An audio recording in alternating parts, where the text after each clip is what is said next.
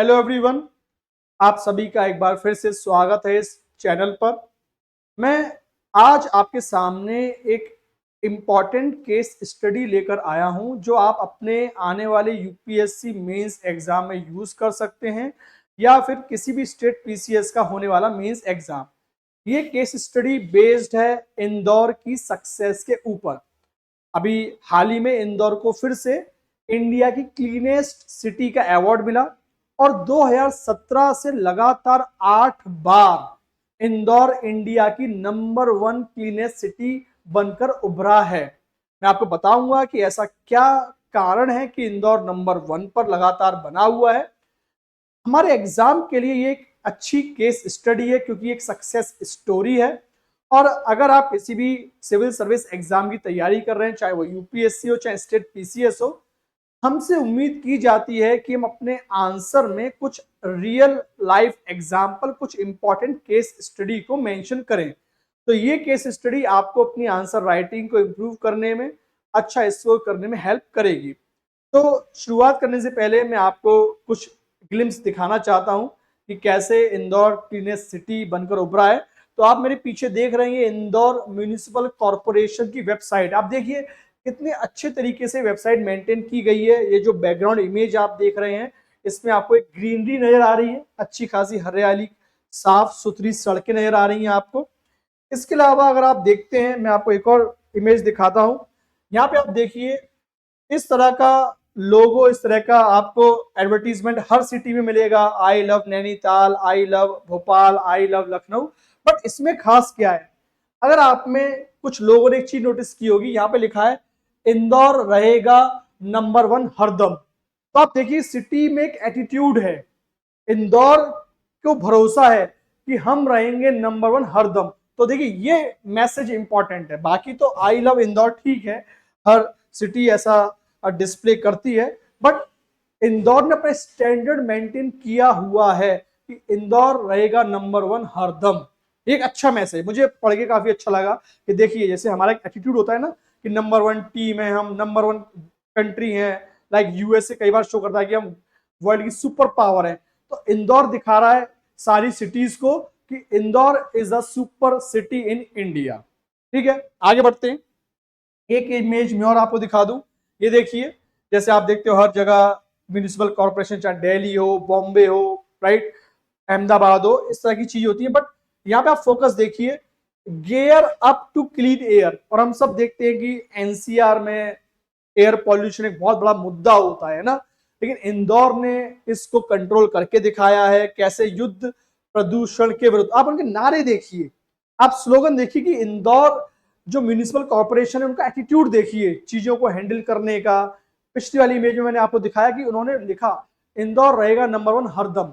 और ऐसे ही नहीं, वो पिछले 8 साल से 8 बार लगातार नंबर 1 पर है।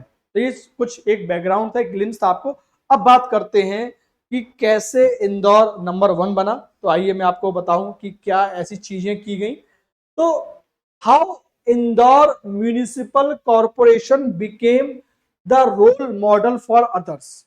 आपके सामने मैंने एक अच्छा डायग्राम बनाया हुआ है, एक इमेज बनाई हुई है। तो आप देखिए कि इंदौर ने ऐसा क्या किया। जो हमारी आज की लर्निंग है, आज की जो हमारी केस स्टडी है, जो आप अपने एग्जाम में लिखोगे, आपको सारा नहीं लिखना है, आप एक दो इनिशिएटिव भी लिख दोगे, आपका काम हो जाएगा, आपको अच्छे मार्क्स मिल जाएंगे। बट मेरा काम है आपको एक ब्रीफ ओवरव्यू देना। तो अगर हम बात करेंगे क्या इनिशिएटिव्स लिए, तो पहला इनिशिएटिव ग्राउंड वर्क इंप्लीमेंटेशन। देखिए म्यूनिसिपल कॉर्पोरेशन हर जगह है, दिल्ली की एमसीडी है, मुंबई की बृहन मुंबई कॉर्पोरेशन है, राइट। और आगे बढ़ने से पहले मैं आपको एक आइडिया कर दूं, एक आपकी जनरल नॉलेज बूस्ट करूं, तो इंडिया की सबसे लार्जेस्ट एमसीडी जो है, म्यूनिसिपल कॉर्पोरेशन जो है, वो किसकी है? दिल्ली की है। तो आप इस बेसिक फैक्ट को भी याद रख सकते हो that the largest MCD in India is Delhi MCD. अब आपसे कोई ये भी पूछ सकता है कि अच्छा अगर आप सिविल सर्विस की तैयारी कर रहे हो, जी के आपकी अच्छी है, तो ये बताओ सबसे पैसे वाली एमसीडी कौन सी है। तो सबसे पैसे वाली एमसीडी आपकी Brihan Mumbai corporation, BMC. BMC India की सबसे पैसे वाली रिचेस्ट एमसीडी है। तो कुछ बेसिक डेटा था। अब सोचिए एक लार्जेस्ट है जो कि दिल्ली है, एक पैसे वाली जो कि मुंबई है, फिर भी दोनों नंबर 1 पे नहीं आती हैं। नंबर 1 पे कौन आता है? इंदौर। तो आइए जानते हैं, डिकोड करते हैं कि इंदौर कैसे नंबर 1 पर है। तो पहली बात कि ये ग्राउंड वर्क अच्छा करते हैं। देखिए, एक होता है कि आदमी बड़ी बड़ी बातें करता है, लिप सर्विस करता है, वादे करता है, बट रियलिटी में ग्राउंड लेवल पर कुछ नहीं करता। बट इंदौर ने करके दिखाया। इन्होंने क्या किया? Solid waste management. देखिए, सबसे बड़ी हर मेट्रो सिटी की, हर बड़ी सिटी की प्रॉब्लम क्या? कचरा, कूड़ा, वेस्ट। आप देखो, डम्प्स रहते हैं, कहीं इधर कूड़ा पड़ा हुआ है, कहीं इधर से स्मेल आ रही है ना, उसको फिर जानवर इधर उधर बिखेर रहे हैं। बट इंदौर ने बहुत अच्छे से मैनेज किया, लगातार कर रहे हैं। उसमें सबसे इंपॉर्टेंट चीज क्या है? 90% वेस्ट सेग्रीगेशन। गीला कचरा अलग, सूखा कचरा अलग। और फिर उसको उन्होंने क्या किया? Waste to energy. देखिए, हम जिस कचरे को कूड़ा बोलते हैं कि काम का नहीं है, उसी कचरे से, उसी वेस्ट से इंदौर ने क्या करके दिखाया? Waste to energy. उस कूड़े से भी पैसे कमा लिए, एनर्जी जनरेट करके दिखा दी, राइट। उसके बाद आप देखो, इन्होंने टेक्नोलॉजी को इंटरफेस किया। अब आप सोचो कि जनरली बात करते हैं कि कॉर्पोरेट कंपनीज टेक्नोलॉजी यूज करती हैं ना, या केंद्र सरकार, राज्य सरकार टेक्नोलॉजी यूज करती है। बट सोचिए, म्यूनिसिपल कॉर्पोरेशन टेक्नोलॉजी को यूज कर रहा है, वो भी किसके लिए? अपने बेटरमेंट के लिए। कैसे? यूज ऑफ GIS सिस्टम ना। तो आपका जो जियो इंफॉर्मेशन सिस्टम होता है, उसको ने किसके लिए यूज किया?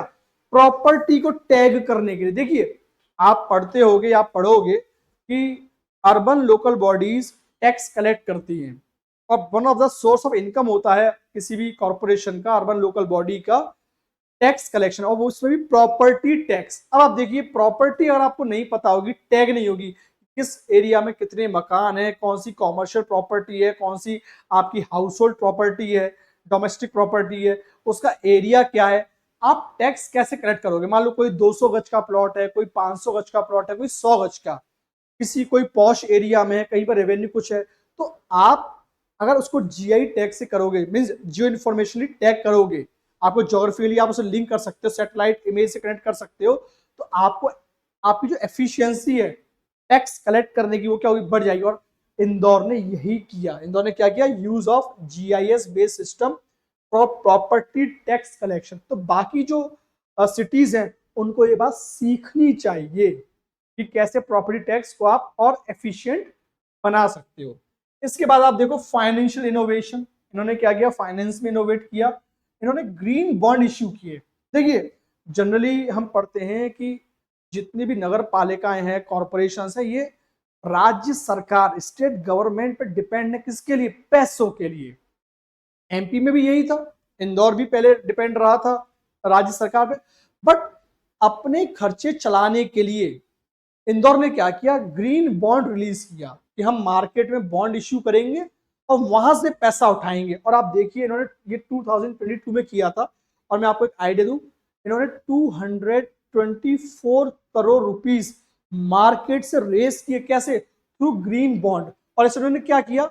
अपना जो सोलर एनर्जी का प्रोजेक्ट था, इंदौर की कॉर्पोरेशन ने क्या किया था? उनको सोलर एनर्जी को प्रमोट करना था, ताकि अपनी एनर्जी जो डिपेंडेंसी वो कम की जाए कोल बेस्ड एनर्जी पे, और ग्रीन एनर्जी पे फोकस किया जाए। तो उन्होंने सोलर प्रोजेक्ट पे काम किया। उसके लिए पैसे कहां से लिए? मार्केट से लिए। तो देखिए, ये क्या हो गया?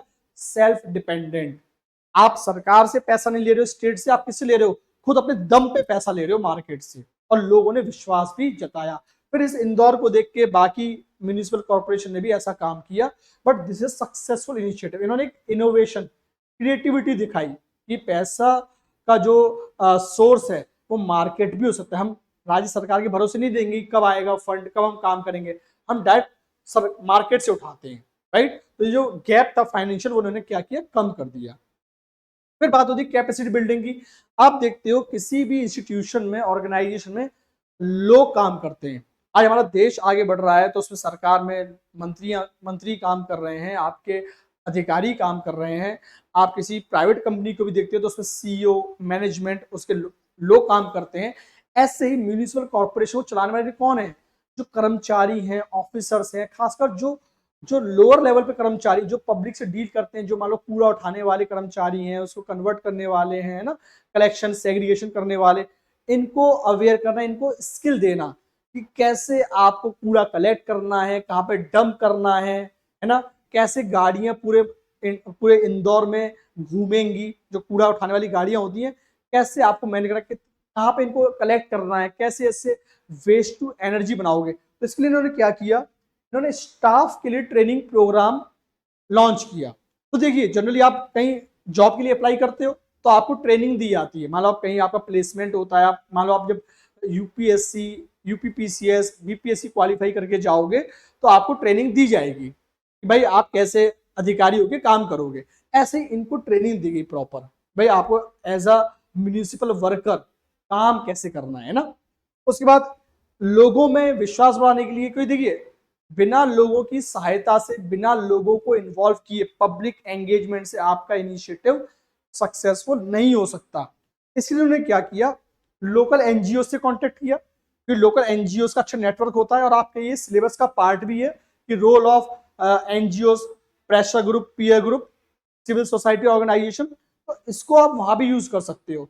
एनजीओ और जो वार्ड कमेटी होती है आपकी, वार्ड कमेटी जो कि एक अपने आप में पार्ट है आपके 74th कॉन्स्टिट्यूशन अमेंडमेंट का, ये सब हम कभी किसी और वीडियो में डिस्कस करेंगे।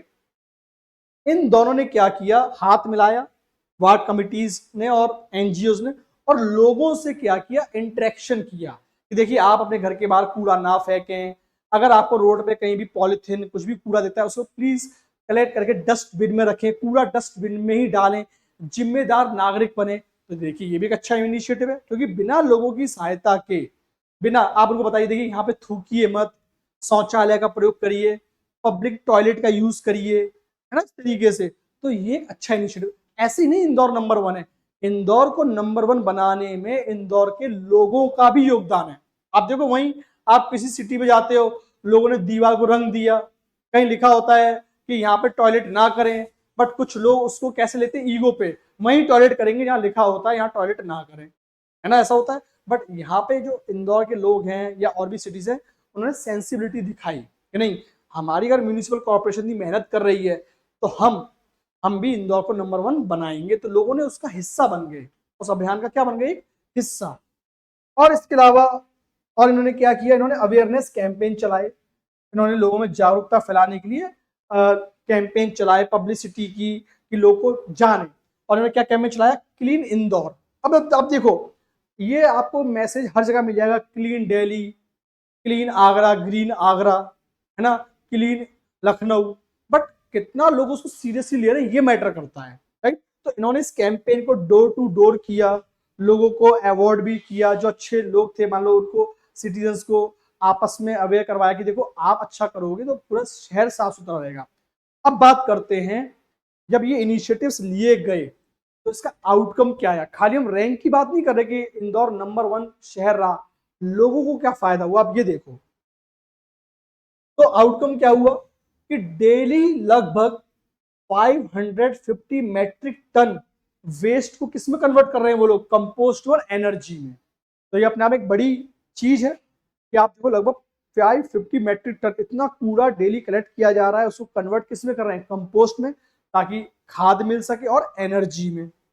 फिर आप देखो इंप्रूव पब्लिक हेल्थ, तो बिल्कुल जाहिर सी बात है, अगर आपका शहर साफ रहेगा, शहर में पानी नहीं भरेगा, शहर में कूड़ा इकट्ठा नहीं होगा, तो ऑब्वियस सी बात है बीमारियां कम से कम होंगी। आप देखते हैं मच्छर कहाँ पैदा होते हैं, बीमारियां कहाँ से शुरू होती हैं, तो जहां भी कूड़ा होगा, है ना, तो आपकी वो जो स्मेल आती है, जो मच्छर पैदा होते हैं, जो और भी बीमारियां आपकी खाली सिर्फ इस कूड़े से फैलती हैं, वो कम होंगी। तो आपको क्या होगा, जो हेल्थ का बेनिफिट मिलेगा, हवा शुद्ध रहेगी, आपको अस्थमा की प्रॉब्लम कम होगी, आपको जो ब्रीदिंग डिसीजेज होती हैं वो कम से कम होगी, है ना, आपको बहुत सारी क्रॉनिक डिसीज से आप बच जाओगे, आप से मॉर्निंग वॉक अच्छे से कर सकते हो, योगा अच्छे से कर सकते हो।